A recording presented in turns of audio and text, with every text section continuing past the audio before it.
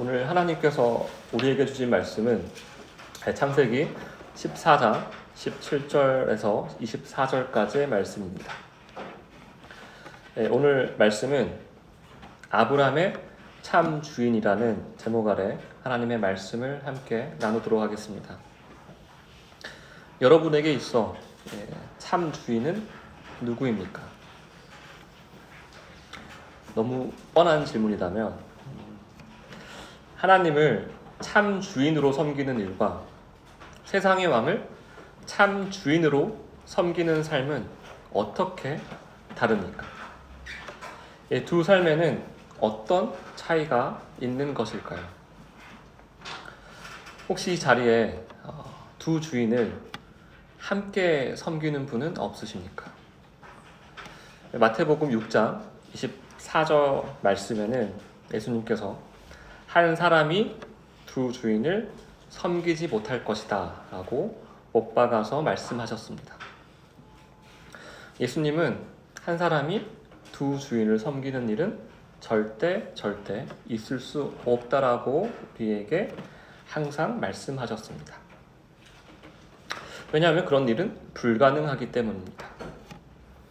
하지만 우리 중에는 왜 두 주인을 섬기지 못하는 거지 하며 의아해 하시는 분들도 계시리라 생각이 됩니다. 왜 이러한 일들이 우리 삶 속에 혹은 우리 주변에 이토록 많은 것일까요? 여러분, 이 두 주인을 섬기시는 분들의 특징이 무엇인지 아십니까? 그들은 분명 두 주인 모두에게서 어떠한 특정적 유익을 경험하고 있다는 것입니다. 하지만 앞서 말씀드린 대로 예수님께서는 두 주인을 절대 함께 사랑할 수 없다라고 말씀하십니다. 그 이유가 무엇일까요? 오늘 본문을 통해 이 본질적인 고민이 완전히 또 선명하게 해결되시는 시간이 되시길 간절히 소망합니다. 오늘 말씀은 롯을 구해낸 아브람이 하나님의 제사장 멜기세덱과 그리고 세상의 왕 소돔 왕을 만나게 되는 사건을 기록한 말씀입니다. 다시 말해서 서로 구별된 두 나라를 대표하는 인물들을 아브람이 어떻게 대하는지 살펴보는 시간인 것입니다.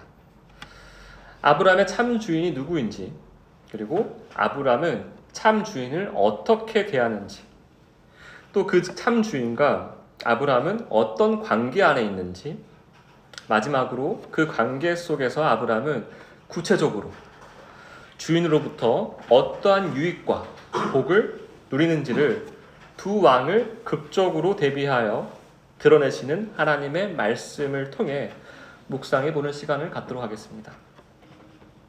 먼저 오늘 본문에 들어가기에 앞서 지난 시간 어떤 내용을 살펴보았는지 기억이 나십니까? 아브람이 318명의 사병을 이끌고 그돌라오멜의 군대를 무너뜨린 후 롯과 그의 가족 그리고 그의 재물까지 모두 되찾아왔던 사건을 우리는 지난주 이 시간 함께 묵상한 바 있습니다. 그리고 이제 아브람과 그의 사병들은 전쟁에서 정말 큰 승리를 거둔 뒤 자신들의 거처인 헤브론으로 돌아가고 있는 중입니다. 오늘 본문은 바로 이 돌아오는 길목에서 일어난 사건을 배경으로 하고 있습니다. 이 사건의 순서와 그 흐름을 생각하시며 창세기 14장 17절 말씀과 18절 말씀을 함께 읽겠습니다. 아브람이 그돌라오멜과 그와 함께한 왕들을 쳐부수고 돌아올 때 소돔 왕이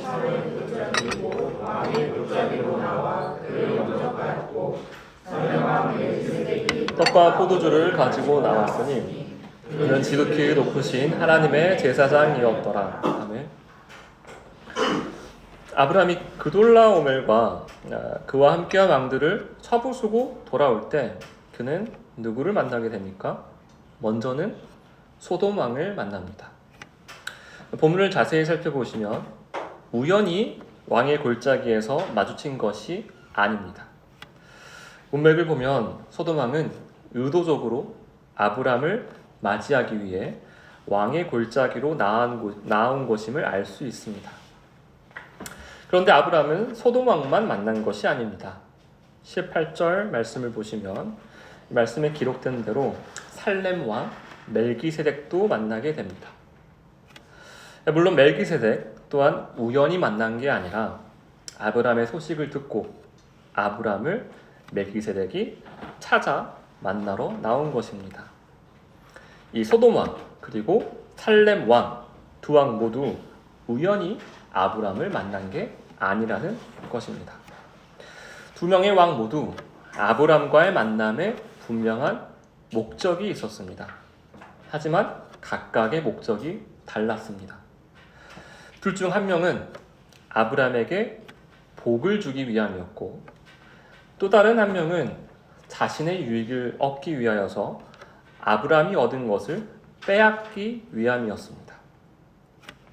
흥미롭게도 이렇게 왕의 골짜기에는 색깔 강한 세 명의 사람 아브람과 소돔 왕 그리고 살렘 왕 멜기세덱이 함께 모이게 된 것입니다.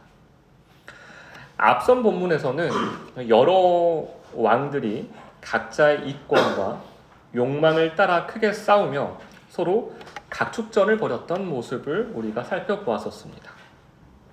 그러나 하나님께서는 악이 걷잡을 수 없이 번져가고 더 이상 손쓸 방법조차 보이지 않던 그 혼란의 싸움 가운데 믿음의 사람 아브람을 세우심으로 뒤틀려 있었던 그 질서를 바로 세우신 것이 바로 우리가 지난 시간에 살펴본 본문의 내용이었습니다. 이제 오늘 무대가 되는 왕의 골짜기에서는 전쟁의 승리로 얻게 된 전리품을 어떻게 분배해야 할 것인가 하는 문제가 중심이 됩니다. 하지만 분배의 문제 속에서도 보이지 않는 싸움은 여전히 일어나고 있다는 것을 오늘 본문이 우리에게 말해주고 있습니다. 그렇게 오늘 우리가 특별히 묵상해야 할 것은 바로 물질과 분배의 문제 중에는 공의로우신 하나님께서 어떻게 이 질서를 또 바로 세우시는가 하는 점입니다. 왕의 골짜기에서 만난 세 사람의 대화의 중심에도 이 전리품의 분배 문제가 있었습니다. 바로 아브람이 그돌라오멜에게서 되찾아온 이 전리품은 과연 누구의 것인가? 다시 말해 아브람이 거둔 승리를 이루신 분이 과연 누구인가 하는 문제였습니다. 두 왕과 아브람의 대화를 살펴보기에 앞서 오늘 본문에 등장하는 세 인물 가운데 가장 베일에 감춰진 인물, 갑작스럽게 지금 창세기의 이 무대에 등장한 신비로운 인물 멜기세덱에 대해 먼저 살펴보도록 하겠습니다. 이 멜기세덱은 살렘 왕이자 하나님의 제사장으로 소개되고 있으며 아브람에게 떡과 포도주를 가지고 나온 인물로 지금 창세기 14장에 소개되어지고 있습니다. 그런데 성경은 어찌된 일인지 이 멜기세덱에 대해 많은 설명을 하지 않습니다. 오히려 성경은 멜기세덱을 의도적으로 그에 대한 배경을 생략한 채 기록하고 있습니다. 이 성경 전체에서 이 멜기세덱에 관한 가장 자세한 설명은 바로 신약 성경 히브리서 7장에 기록되어져 있습니다. 함께 신약 성경 히브리서 7장 말씀을 찾아보도록 하겠습니다. 신약 성경 히브리서 7장 1절과 2절 말씀입니다.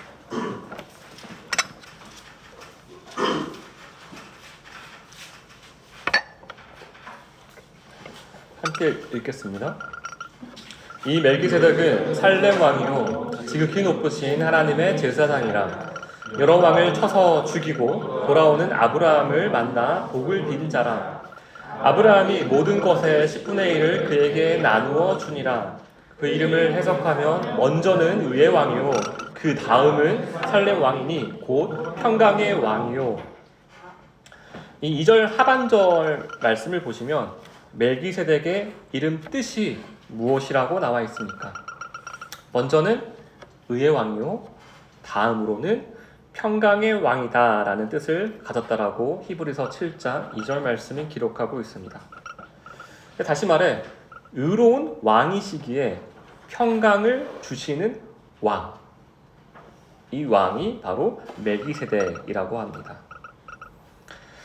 또한 멜기세덱의 특징은 제가 잠깐 언급했듯이 족보가 없는 왕입니다. 히브리서 7장 3절 말씀을 함께 읽겠습니다. 아버지도 없고 어머니도 없고 족보도 없고 딸도 없고 생명의 끝도 없어 하나님의 아들을 닮아서 항상 제사장으로 있느니라.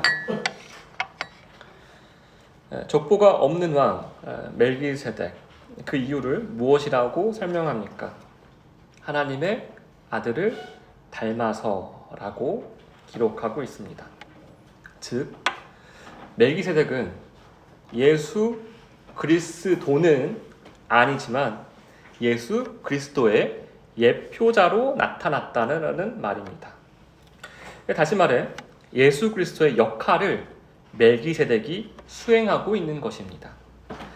조금 더 구체적으로 살펴보자면 그리스도의 의로운 제사장직이 곧 멜기세덱의 제사장직과 같고, 그리스도 안에서 누리는 평강을 이 살렘 왕, 살렘이라는 뜻이 평강이라는 말이거든요. 살렘 왕 멜기세덱을 통해 동일한 평강을 누리게 하신다는 말입니다. 다시 말해서 의와 평강을 멜기세덱을 통하여서 맛보게 하는 것이 바로 아브라함이 지금 멜기세덱을 만나는 장면인 것입니다. 그런데 여러분, 히브리서 7장 2절 말씀처럼 이 멜기세덱이 왜 의의 왕으로 먼저 소개되며 나중에 이어 평강의 왕으로 나타나는지 그 이유를 아십니까? 그것은 참된 의의 왕이신 예수 그리스도께서 죄의 문제를 해결하시고 하나님께서 택하신 자녀들을 의롭다 칭해 주시는 하나님의 의가 먼저 실현되지 않으면 그들에게 참된 평강이 이루어질 수 없음을 나타내기 위함입니다.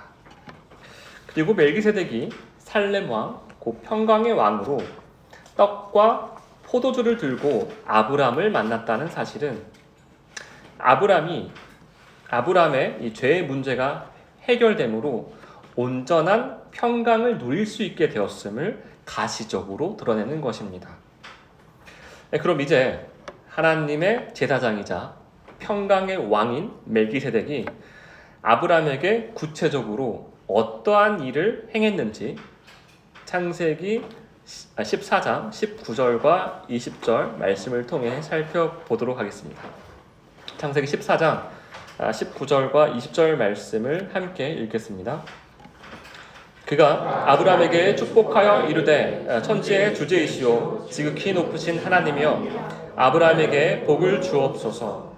너희 대적을 내 손에 붙이신 지극히 높으신 하나님을 찬송할지로다 하매 아브람이 그 얻은 것에서 10분의 1을 멜기세덱에게 주었더라.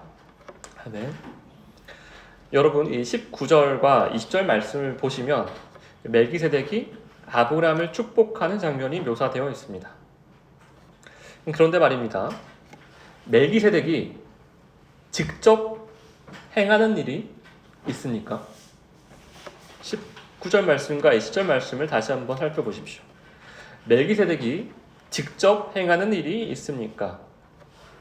19절 말씀은 복의 근원이 되시는 하나님께 복을 내려달라고 간구하는 내용이 기록되어 있으며 20절 상반절은 복을 받은 아브람에게 하나님을 찬송하라고 권면하는 내용이 기록되어져 있습니다.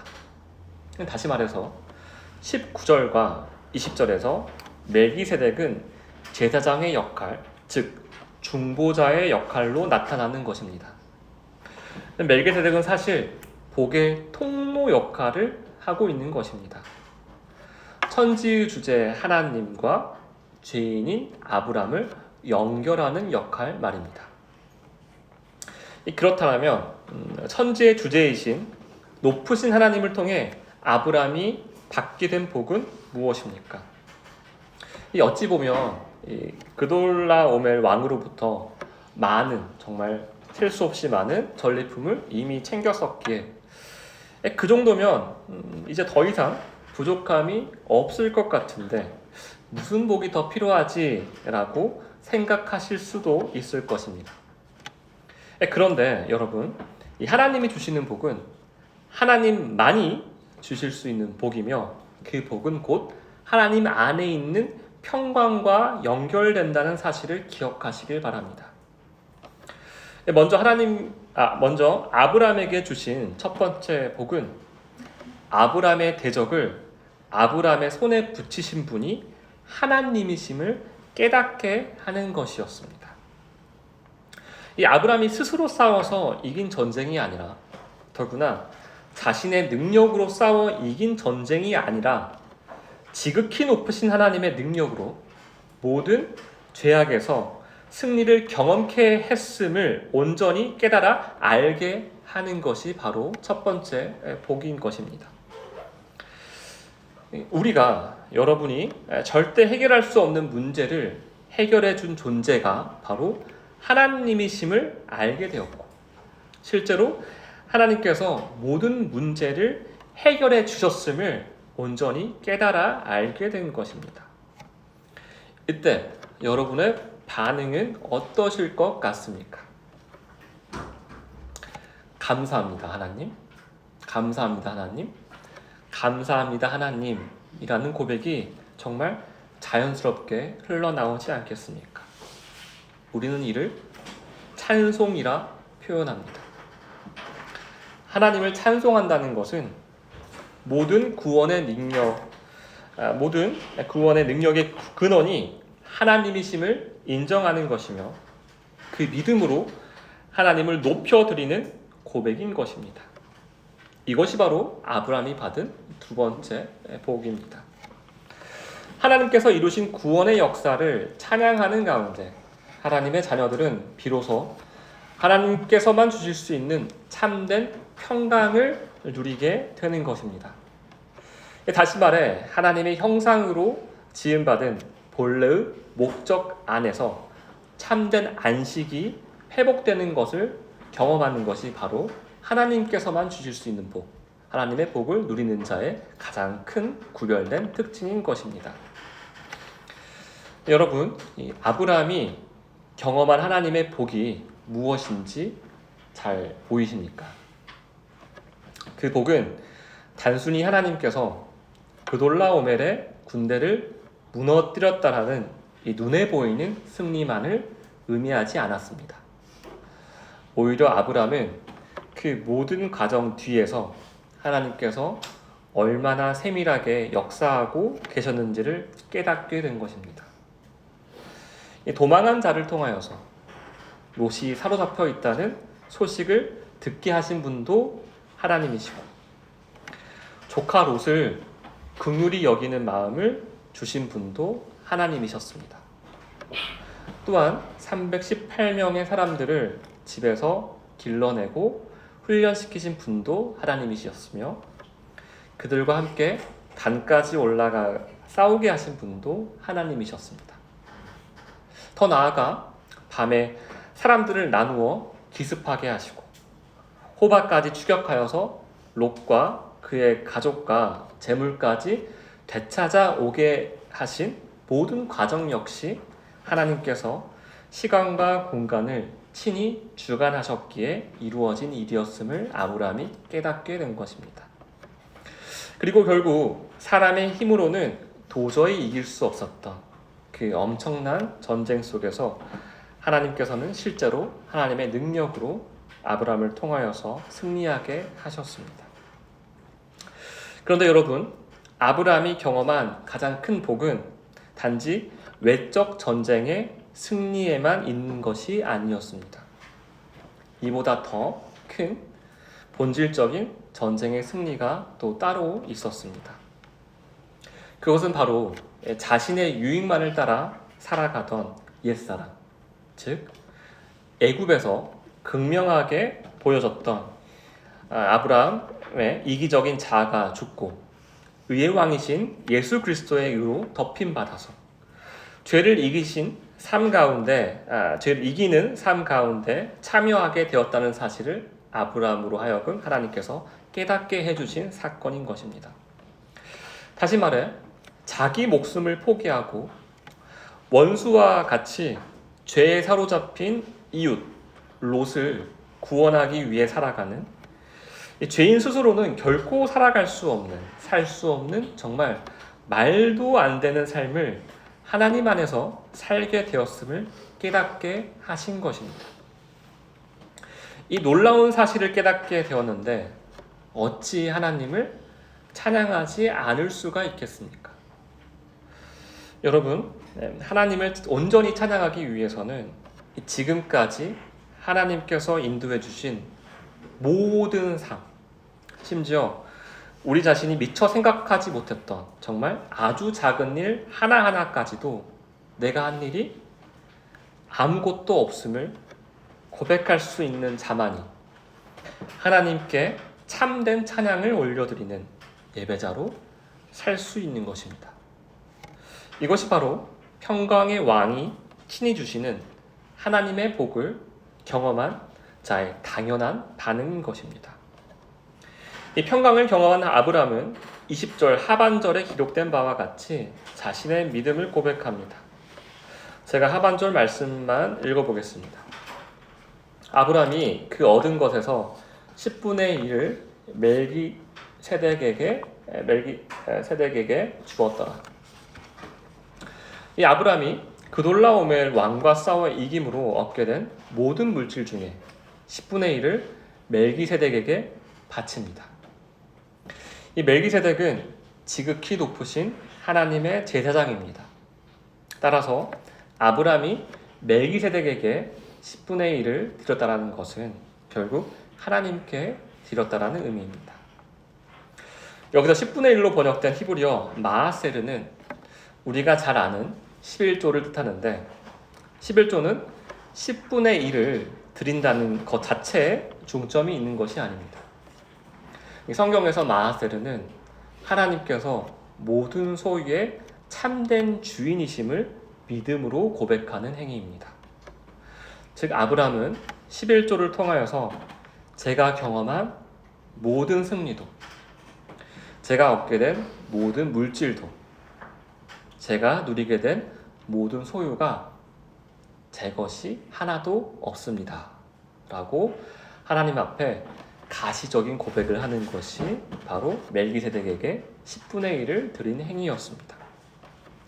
다시 말해서 11조는 단순히 물질의 일부를 하나님 앞에 떼어드리는 행위가 아니라 내 삶의 정말 모든 것이 하나님께로부터 왔음을 믿음으로 고백하는 행위인 것입니다.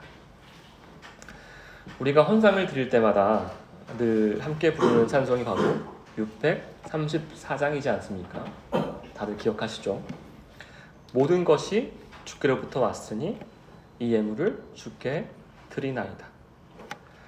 사실 이 고백이야말로 하나님께 참된 헌상을 드리기 위해 반드시 필요한 마음입니다.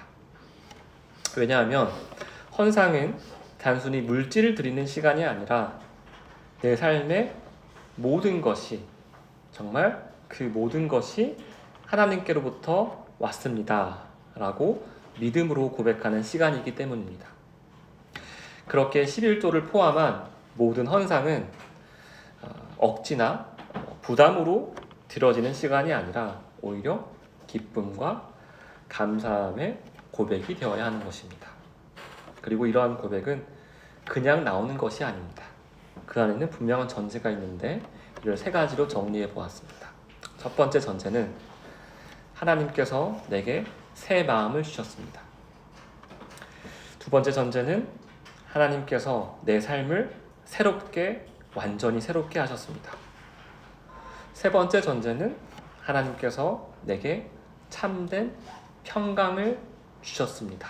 하는 이 전제 조건이 모두 이루어져야 하나님 앞에 참 헌상, 참 11조를 드릴 수 있다는 것입니다. 그래서 이 헌상의 시간은 형식적인 예배 순서가 아니라 눈에 보이는 믿음의 고백이며 하나님께 대한 감사의 표현인 것입니다.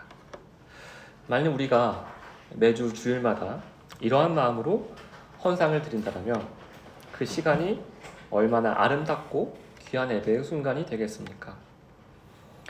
이제 이어서 왕의 골짜기에서 이루어진 두 번째 만남 있죠. 이 두 번째 만남, 아브라함과 소돔 왕과의 만남을 살펴보도록 하겠습니다. 21절 말씀을 함께 읽겠습니다. 소돔 왕이 아브라함에게 이르되 사람은 내게 보내고 물품은 내가 가지라. 소돔 왕이 아브라함에게 말합니다. 사람은 내게 보내고 물품은 내가 가져라. 이게 무슨 말입니까? 소돔에 거주하고 있었던 롯을 구해주고 심지어 롯과 그의 가족들, 그가 가졌던 재물까지 모두 찾아왔던 사람에게 엎드려 절하지는 못할 망정 되려 큰 소리를 치며 자신의 권위를 앞세우며 아브라함과 지금 거래를 하고 있는 것입니다. 마치 이런 것입니다. 아브라함아, 내가 되찾아온 것들은 원래 모두 내 것이었던 것을 너도 잘 알지 않느냐? 물론 내가 그 전쟁 가운데 수고한 것은 내가 인정한다. 하지만 그 모든 사람과 물품, 모든 것의 주인은 바로 나이니 사람들은 내게 돌려보내라. 대신 내가 너의 수고를 높이 사기 때문에 물품은 내 몫으로 주겠다. 내가 허락하는 것이니 굳이 내게 돌려주지 않아도 된다. 가져가라 하는 말과 같습니다. 여러분은 소돔 왕이 이 아브라함에게 한 말, 사람은 내게 보내고 물품은 내가 가져라 라는 말을 어떻게 생각하십니까? 소돔 왕의 제안을 듣고 감사한 마음이 드신 분이 혹시 이 자리에 계십니까? 저는 오늘 본문을 준비하며 소돔 왕이 아브라함에게 한 말, 사람은 내게 보내고 물품은 내가 가져라 라는 이 말을 읽을 때마다 어떻게 사람이 저렇게 염치가 없을 수가 있지 라는 생각이 가시지를 않았습니다. 여러분이 아브라함이라면 소돔 왕의 이 황당한 제안을 어떻게 반응하시겠습니까? 이 제안을 수락하시겠습니까? 거절하시겠습니까? 이것도 저것도 아니면 소돔 왕과 한판 싸움이라도 하시겠습니까? 이 살레만 멜기세덱으로부터 평강의 복을 받은 이 아브라함은 과연 소돔 왕의 제안 앞에서 어떻게 반응했을까요? 이제 창세기 14장 22절부터 24절까지의 말씀을 통해 아브라함의 대답을 함께 살펴보겠습니다. 함께 읽겠습니다. 아브라함이 소돔 왕에게 이르되 천지의 주제이시오 지극히 높으신 하나님 여호와께 내가 손을 들어 맹세하노니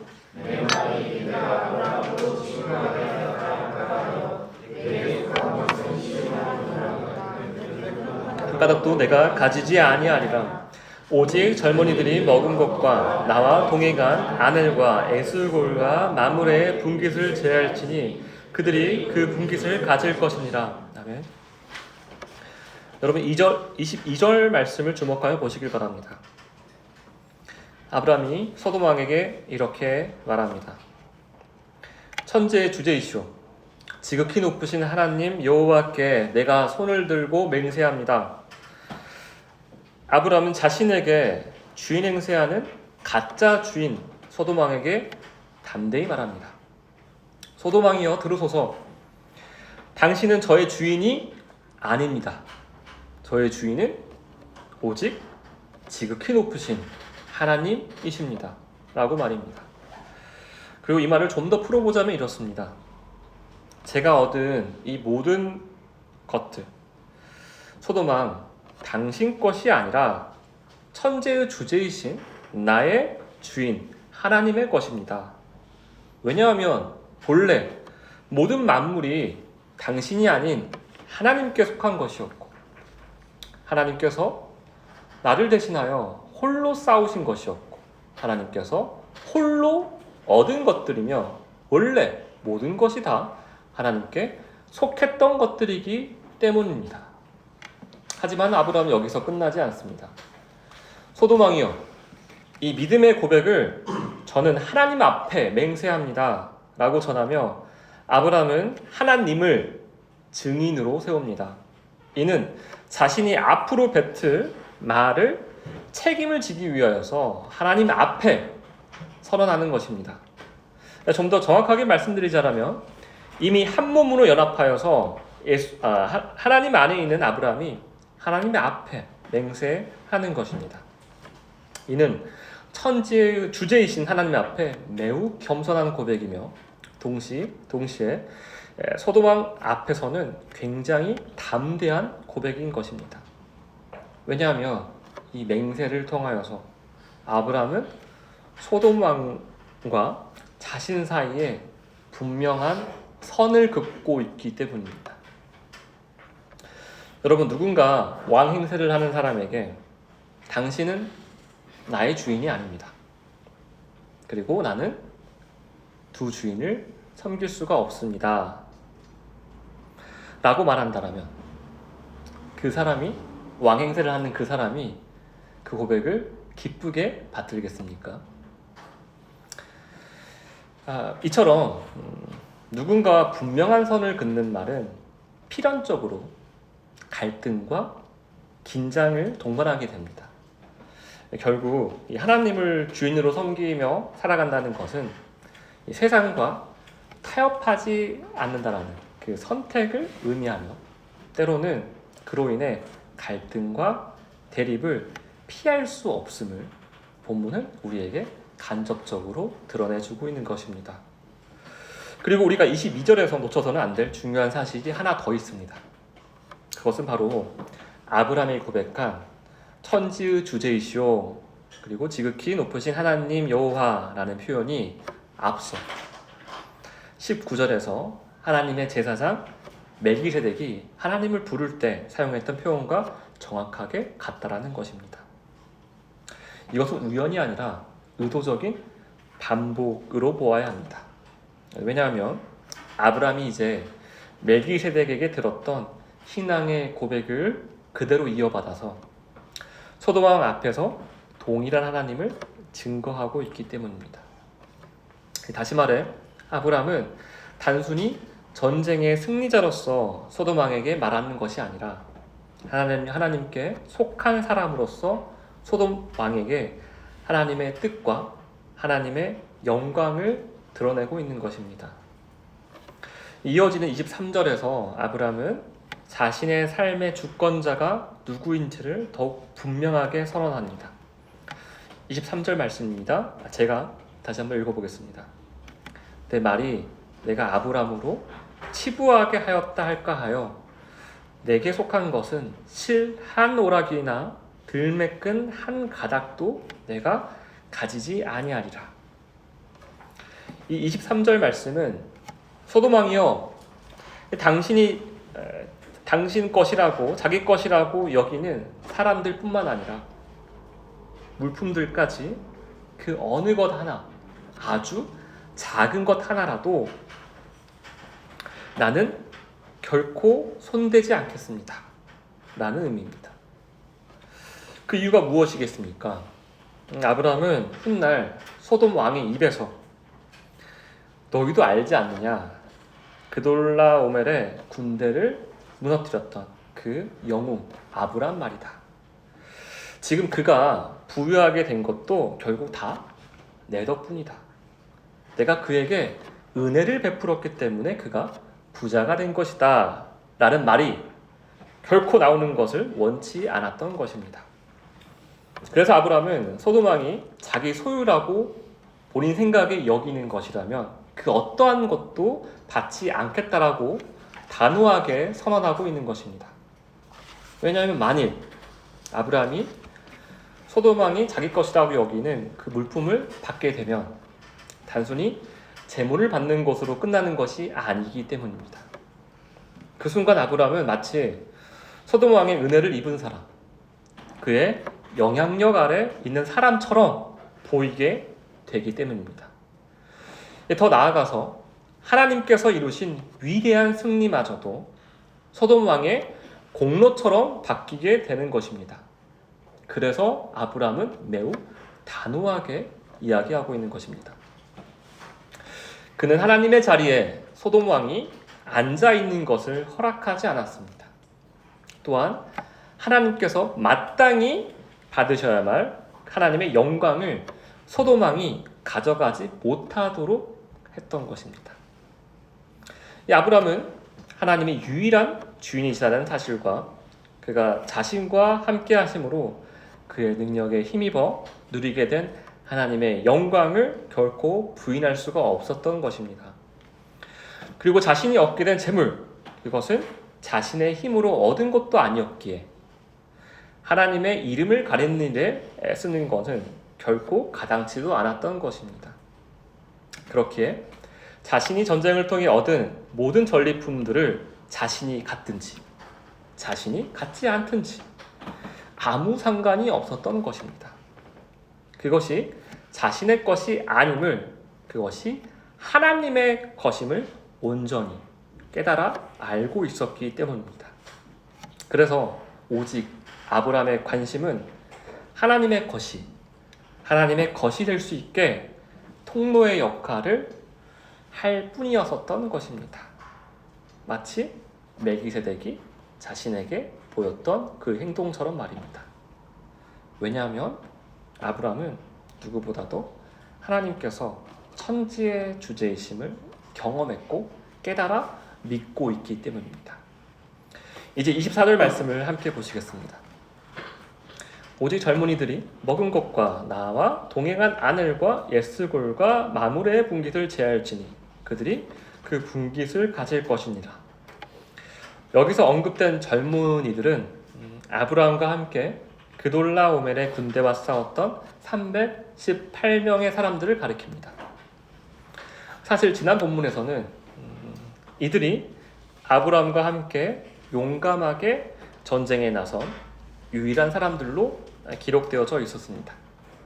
그런데 오늘 본문 24절에서는 그 전쟁에 참여한 이들이 비단 318명의 사람들만이 아니었음을 보여줍니다. 곧 아브람과 동맹을 맺었던 사람들도 함께 전쟁에 참여했었던 것입니다. 그들은 바로 창세기 14장 13절에 언급되었었던 아넬, 에스골, 마므레 사람들이었습니다. 정황상 이들은 단에서 벌어진 전투의 후미를 담당했거나 단에서의 승리 이후에 아브라함이 호박까지 적들을 추격하는 과정에서 뒤따라 합류했을 가능성이 매우 큽니다. 하지만 동맹국이 실제로 전쟁에서 얼마나 큰 도움을 주었는지는 우리는 알 길이 없습니다. 중요한 것은 그 도움의 크기와는 별개로 하나님께 속한 아브라함을 통해 하나님께서 전쟁에 참여했던 아브라함의 동맹국들에게 마땅히 돌아가야 할 분깃을 나누어 주고 계셨다라는 그 내용이 중요한 것입니다. 곧 동맹국의 몫을 통하여서 하나님께서는 동맹국의 몫을 하나님께서 정당하게 인정해 준 것입니다. 여기서 우리가 오해할 수 있는 부분이 있습니다. 그렇다면 동맹국들도 아브라함의 선한 영향으로 말미암아 하나님을 믿게 된 것인가? 라고 생각할 수 있지 않겠습니까? 그러나 본문은 그들의 신앙 여부를 전혀 언급하고 있지 않습니다. 그리고 분깃을 받은 이유도 신앙 때문이라고 말하고 있지 않습니다. 왜냐하면 하나님을 믿음으로 전쟁에 참여했던 아브라함의 318명의 사람들은 전쟁 과정에서 먹은 양식을 제외하고는 별도의 분깃을 받지 않았기 때문입니다. 이는 아브라함이 자신의 몫을 철저히 내려놓은 태도와도 연결됩니다. 반면 동맹국들은 자신들의 정당한 분깃을 받았습니다. 그 이유는 천지의 주제이신 하나님께서 모든 소유의 참된 주인이시며 각 사람에게 마땅한 몫을 따라 질서 있게 나누어 주시는 분이시기 때문입니다.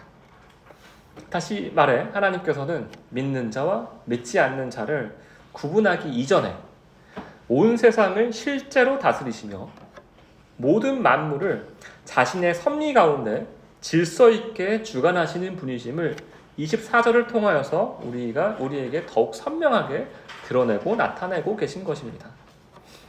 이처럼 하나님께서는 아브라함의 동맹국 아넬, 에스골, 마므레에게 하나님의 뜻대로 그들의 분깃을 정해주시고 실제로 갖게 하셨습니다. 이는 말로만 자꾸 하나님의 것을 자기 것이라 우기는 소돔왕에게 너는 진짜 왕이 아니야, 진짜 왕은 천지의 주제이신 하나님이야 하며 실체 없이 말로만 싸운 것이 아니라 정말 실제로 여호와 하나님께서 온 땅의 주인 되심을 땅의 분깃을 나누는 권위와 능력으로 말미암아 분명하게 세상에 드러내는 것입니다. 그러니 하나님이 천지의 주제이신 하나님을 믿지 않는 소돔왕이 무엇을 자신의 욕심대로 가졌든 간에 그가 가진 크고 작은 노획물들은 하나님의 것을 취한 약탈 행위, 곧 도둑질한 행위에 지나지 않게 되는 것임을 또 성경에서 이야기하고 있는 것입니다. 그렇게 결국 하나님의 주권을 인정하지 않은 채 자기 자신이 왕이 되어서 살아가는 사람들의 모습 속에서는 본질적으로 도둑질을 하고 있는 도적 왕, 소돔 왕의 모습과 크게 다르지 않다라고 할 수 있습니다. 여러분, 참 아이러니하게도 살렘 왕 멜기세덱, 소돔 왕, 그리고 아브람은 모두 왕의 골짜기라는 같은 장소에 있었습니다. 그들은 아브람이 그돌라오멜 군대를 상대로 엄청난 승리를 직간접적으로 경험했음에도 불구하고 누군가에게는 하나님의 주권이 보이고 또 누군가에게는 하나님의 주권이 그림자조차 볼 수 없었다는 그 사실을 본문이 말해주고 있는 것입니다. 그러니까 하나님의 일하심은 어떤 특정 순간에 어떤 특정 사람들에게만 일어나는 것이 아니라 하나님의 일하심은 계속적으로 지금 이 순간에도 이전에도 이후에도 계속 일어나고 있는데 어떤 이들은 보고 또 어떤 이들은 보지 못한다라는 것입니다.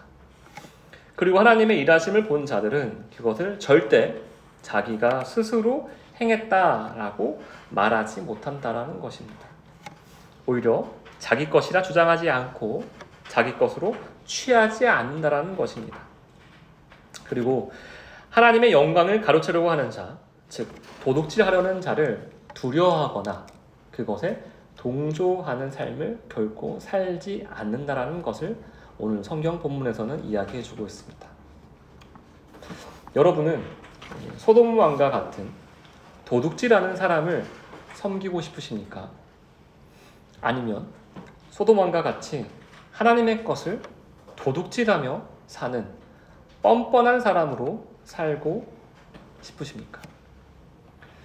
세상에는 하나님의 권위와 능력을 마치 자기 것인 양 내세우며 사람들을 속이는 이들이 너무도 많습니다. 자신을 따르면 유익을 얻을 수 있다라고 말을 하며 우리의 시간과 수고와 삶 전체를 바치라고 요구하는 사람들도 너무도 많습니다. 그런데 여러분, 누가 사기 전과가 셀 수 없이 많은 사람에게 자신의 인생을 선뜻 맡기겠습니까? 여러분, 우리가 사기꾼들에게 속는 이유가 무엇인지 아십니까? 그것은 바로 사기꾼인 줄 몰랐기 때문에 속는 것입니다. 마찬가지로 사탄도 하나님께서 하신 일을 마치 자신이 한 것처럼 속이며 하나님의 영광을 항상 가로채려 합니다. 그래서 아브라함은 소돔 왕에게 단 한 치의 틈도 허락하지 않았던 것입니다. 내가 아브라함을 부하게 했다라는 거짓된 말을 입에 올릴 기회조차 막아버렸습니다. 우리 역시 사탄에게 하나님께서 일하신 모든 일들, 하나님께 돌려줘야 할 마땅한 영광을 헛되이 팔지 않기를 바랍니다.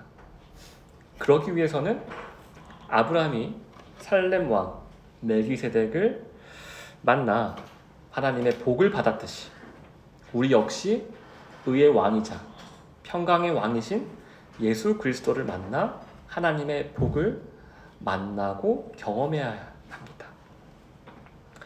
우리를 끊임없이 압박하고 숨막히게 하며 불안과 두려움 속에 붙들어두는 그 죄와 그 악을 이기게 하시는 평강을 우리는 하나님 아버지께 간절히 구해야 할 것입니다. 왜냐하면 바로 그 평강만이 우리를 살릴 수 있고 또한 우리의 이웃을 살릴 수 있기 때문입니다. 여러분, 우리는 아브라함이 이성적으로, 논리적으로 사람의 힘으로 절대 이길 수 없을 것 같은 그 놀라운 멜이 이끄는 군대를 완전히 멸절시켰던 이 놀라운 사건을 성도된 우리도 경험한 바 있는 줄 믿습니다. 그게 무엇입니까? 그게 바로 죄를 이긴 사건입니다. 죄로부터 해방된 일입니다. 죄가 하나님의 의로 덮여진 일입니다. 우리는 방금 제가 열거한 사건들을 보통 이렇게 말합니다. 예수 그리스도가 나와 함께 하심을 믿습니다. 예수 그리스도가 나와 함께 하셨음을 믿습니다. 예수 그리스도가 나와 함께 하실 것을 믿습니다. 그리고 이 믿음의 고백이 계속해서 우리의 일상에서 일어나고 있습니다. 이성적으로, 논리적으로 이해되지 않는 내가 스스로 만들 수 없는 이 형언할 수 없는 이 믿음을 가지고 살아가는 것이 바로 우리가 그 놀라움의 군대를 무찌르는 현장입니다. 그리고 그 현장이 지금 제게는 이 자리에서 하나님의 말씀을 여러분께 전하며 서 있는 일입니다. 저는 사실 하나님을 믿게 된 이후 하나님께서 사실 무엇을 저에게 맡기시든 순종하고 싶은 마음이 매우 컸었습니다. 하지만 그럼에도 불구하고 가장 두렵고 가장 떨렸던 일이었고 이게 하나님의 뜻이 맞나 할 정도로 가장 납득하기 어려웠던 일, 그래서 순종하기까지 가장 오래 시간이 걸렸던 일이 바로 목회자가 되는 일이었습니다. 그리고 목회자의 일 중에서도 구체적으로는 지금 하고 있는 이 설교하는 일이었습니다.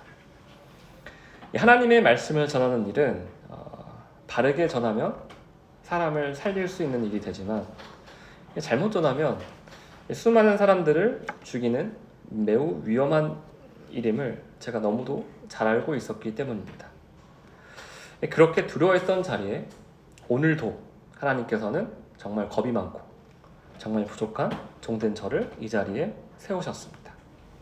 그리고 오늘 이 자리에서도 오늘 지금 이 순간에도 하나님의 능력을 힘입어서 오늘도 하나님의 말씀을 여러분 앞에서 전하고 있습니다.